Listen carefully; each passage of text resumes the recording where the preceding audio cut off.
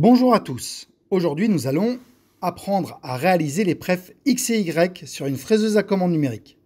Pour ce faire, il faut que la machine soit en marche et que les prises d'origine aient été déjà réalisées au préalable. Pour réaliser cette opération, nous aurons juste besoin du palpeur 3D.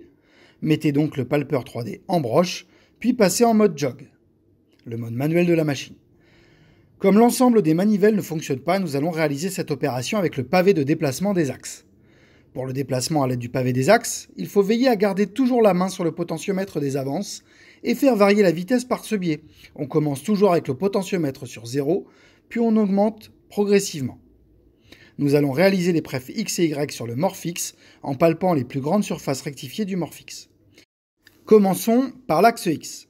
Déplacez-vous rapidement vers un point d'approche sur la gauche du mort en déplaçant les trois axes.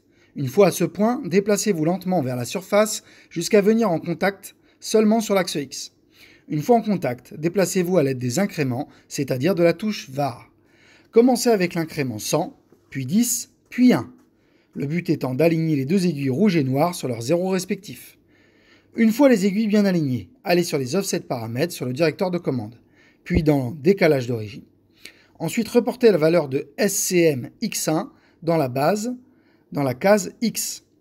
Effectivement, nous recherchons la distance entre l'origine machine et l'origine porte-pièce sur l'axe X. Il faut donc prendre les valeurs par rapport à l'origine machine sur le directeur de commande. Dans notre exemple, la valeur est de 169,67 et je la reporte donc dans la base. Notre préfixe est réalisé. Il faut répéter la manœuvre pour l'axe Y. Une fois qu'on a réalisé un pref, il faut toujours se dégager en Z+, pour ne pas risquer de casser la touche du palpeur. Dégagez donc en Z+, et replacez-vous à un point d'approche sur l'axe Y en bougeant les trois axes devant le Morphix. Venez en contact et répétez la procédure avec la touche VAR, pour aligner les deux aiguilles. Comme précédemment, rentrez la valeur de SCM Y1 dans la base en Y. Ici, moins 101,379.